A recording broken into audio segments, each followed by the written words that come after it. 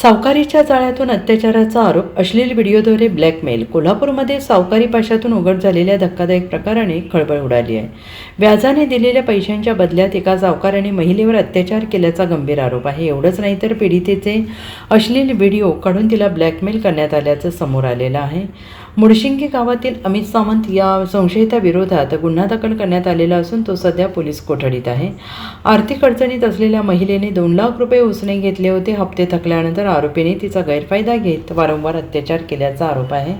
या प्रकरणामुळे सावकारी पद्धतीतील गैरप्रकार आणि महिलांच्या सुरक्षेचा प्रश्न पुन्हा एकदा ऐरणीवर आला आहे. तो 2 लाख रुपये मला दिलेला 10% व्याजानं परत पैसे फेडले तरी तो वारंवार फेडून सुद्धा परत 25,000 ते 30,000 रुपये अजून दे म्हणून तो घरी वारंवार येत होता.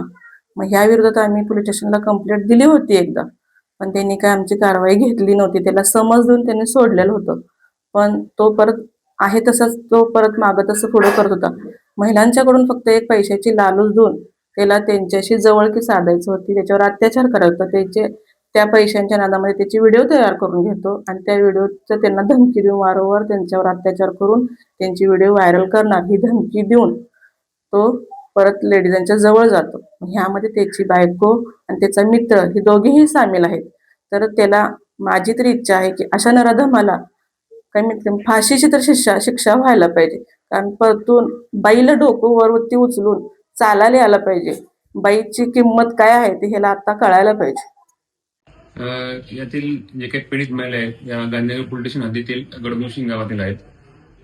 तर या ज्या काही पीडित महिला आहेत यांना यातील आरोपी अमित कृष्णांत सावंत राहणार गडमुशिंगी हा तो त्या महिलेच्या गाडीवरती चालक म्हणून काम करत होता. तर त्या महिला पैशाची आवश्यकता 2023 मध्ये पैशाची आवश्यकता असताना त्या पैशाची काही गरज आहे ती ह्या जो इसम आहे आरोपी इसम त्यानं एक 2 लाख रुपये त्या महिलेला एक व्याजापुढे 10% व्याजाने दिले होते आणि त्यानंतर त्या महिलेला ते व्याजाची काही रक्कम परतावा देण्यात तिला शक्य झाली नाही. तर त्या जो आरोपी इसम आहे त्यानं तिला शरीरसुखाची मागणी केली आणि त्यानंतर त्या महिलेच्या गैरफायदा घेऊन त्यानं घरी किंवा इतर एक लॉज ठिकाणी अशा ठिकाणी नेऊन तिच्यावरती हे केलं बलात्कार केलेला आहे. आणि त्यानंतर जे काही हे आहे पीडित महिला आहे तुझे मी व्हिडिओ व्हायरल करेल असं तसं म्हणून तिला धमकावून तिच्याशी वारंवार ह्याच गोष्टी करत होत्या. परंतु ती पीडित महिला आहे तिच्या घरच्यांना विश्वास घेऊन ही हकीकत सांगून त्यानंतर पोलीस स्टेशनला येऊन त्यांनी हा गुन्हा दाखल केलेला आहे. तर यामध्ये गांधीनगर पोलीस स्टेशन गुन्हा नोंद क्रमांक 144/2026 BNS कलम 64 77 351-2 त्याचप्रमाणे सावकारी कायदा कलम 39 कलम 45 अन्वये आम्ही गुन्हा दाखल केलेला आहे. तर या गुन्ह्यातील आरोपी आम्ही हा तात्काळ अटक करून त्याला मान्य न्यायालया समक्ष हजर केलेला आहे.